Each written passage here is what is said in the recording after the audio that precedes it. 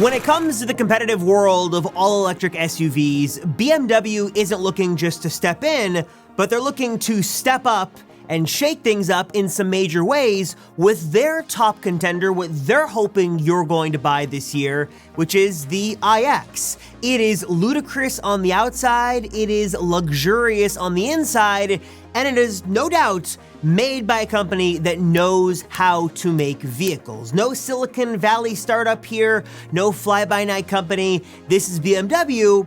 Let me tell you everything you need to know about the iX for 2025. Let's crunch the currents with Recurrent, take a look at the data, and see who the BMW iX is perfect for in 2025. Because I think if you're watching this video, if your interest is piqued at least, I think you're gonna like this one.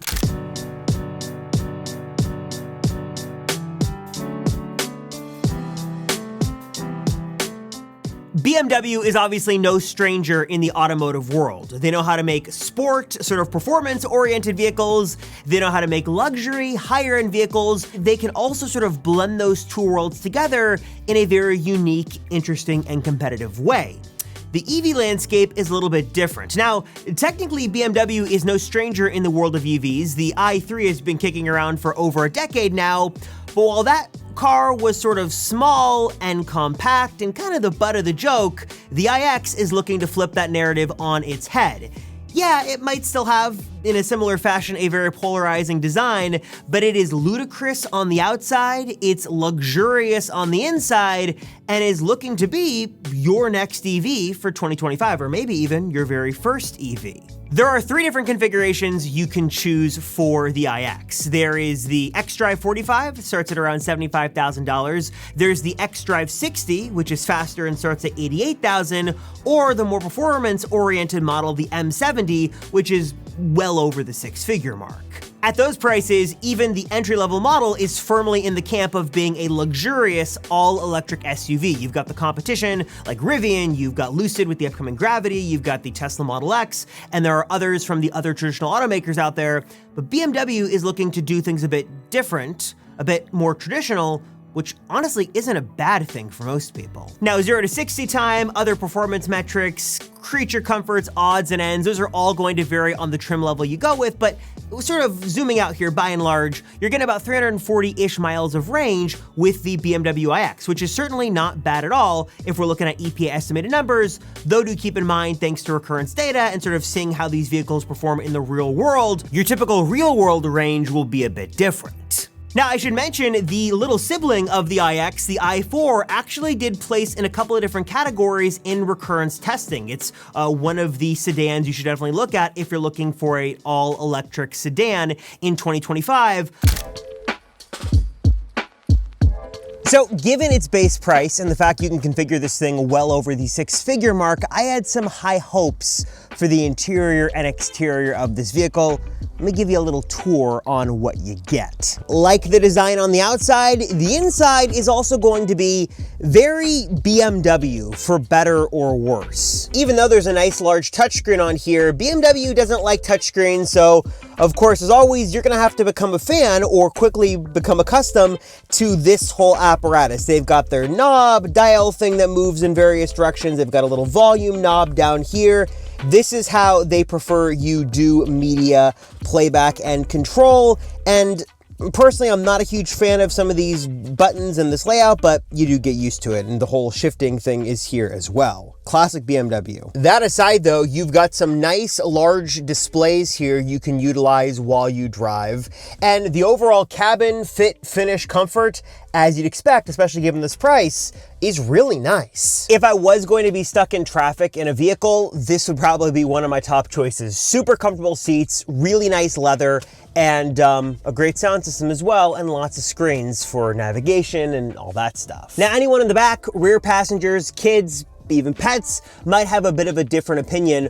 On one hand, there is a lot of room back here, which is really nice. There is a very comfortable amount of space for 2 or 3 people back here. Great for road trips and taking kids to school and things like that. Though I will say, maybe it's just what I've seen from Tesla, but I'm surprised there's no rear screen back here, anything more for rear entertainment. Now, you do have USB-C ports built into the back of each of these seats, and then you also do have some kind of attachment point here. But besides that, I would just expect, especially given the price, that down here there'd be something nicer and better for your climate controls. You've got buttons, you've got your regular old, vents, and that's about it. Rivian, Tesla, they both are using screens like other auto manufacturers, but BMW, especially near six figures, you're not getting it. And then I will say, not only do you have a crazy amount of headroom, I am about 6 feet on a good day, 5'11", and I've got tons of room, but also one of the show-stopping features is this. You've got this nearly full-length panoramic sort of diffuse frosted piece of glass here that is unobstructed nearly front to back, all the way from the back to most of the front. Not only is it really nice and provides for a lot of headroom, but man, it doesn't make the car feel airy and sort of semi-open to the outside world, which is very, very cool. A very nice mix of sort of nature and natural feelings with tech and luxury that BMW is known for. But I will say one of the most odd omissions, especially a car of this price, near six figures, and also given the fact that it's an EV, is there's no frunk on this vehicle. No frunk, which is just odd because this could be a really nice amount of space. Even a little bit more space would be nice to utilize. What's funny as well is when you come up to the vehicle, your hands sort of look for some kind of button or some kind of switch to open things up. And this actually does press in a little bit. Would have been a cool way to open the frunk. Press it in and it does do something, but it is your wiper fluid. A little anticlimactic there. Would have been a cool button for the front of the vehicle, but no frunk. A little disappointing, I've got to say. All right, so let's talk about driving. What do you need to know about the driving experience in the iX? Well, for me, after some time with this car, I've got a couple of key takeaways. Number one, spoiler alert, hold on to your hats, but BMW knows how to make a great and fun driving vehicle. Powertrain, drivetrain, the bolstering in the seats, the suspension, the handling, everything in this car is done incredibly well. In fact, the driving experience of this vehicle is done so well that it makes me forget about some of the odd omissions, like not having a frunk, because it is just so nice. And I think the more time, obviously, you spend behind the wheel of any vehicle, you're gonna really notice the little things. The tech is also very well executed. You've got the heads-up display, which for some is a bigger deal than it is for others. I'm not a huge fan of the BMW infotainment system, but you can make of that what you will. It does take some getting used to with the controls, but you'll get used to it. I like the really nice large displays, almost like one huge sweeping ultra-wide display is really nice to utilize. And yeah, driving dynamics, suspension, I'm gonna go over some bumps here and I'm barely gonna feel them. Very, very nicely done in this vehicle, which you would expect, and which it should be the case, especially given its price. My time with this vehicle has also got me thinking, who exactly is the iX for? Who is sort of the main customer who would be drawn to watching this video on YouTube or potentially spending six figures on this vehicle? Well, for starters, I think if you're a BMW fan, like you bleed those colors through and they course through your veins, and you're looking for something all electric but still has the peppiness and the performance that you'd expect from BMW, then you're going to like what the iX has to offer, because it's going to give you that BMW experience through and through with all of the benefits of obviously an all-electric vehicle, which I think a lot of people will appreciate. I think that if you're a family looking for a larger all-electric SUV and you're more interested in the creature comforts and having something sort of in between maybe a Model Y and a larger vehicle, that is another thing I think many would appreciate, because you are getting a lot more comfort in here and it's something a little bit larger than a Model Y with more creature comforts. That's also nice.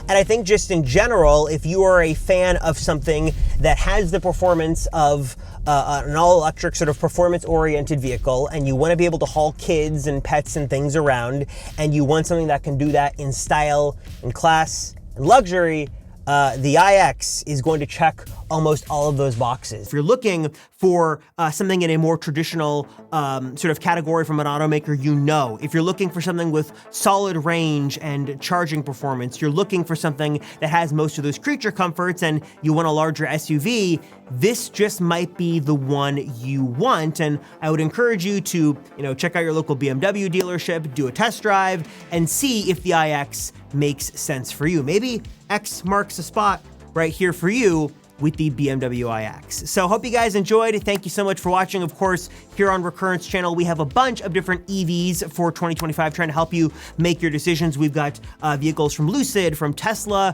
from Rivian, and many more coming soon, including some at the higher end and some at the lower end, a little bit more budget conscious. So stay tuned and subscribe to the channel if you haven't already. Thanks so much for watching. Appreciate you. I'm Robert Rosenfeld, and this is Recurrent Auto.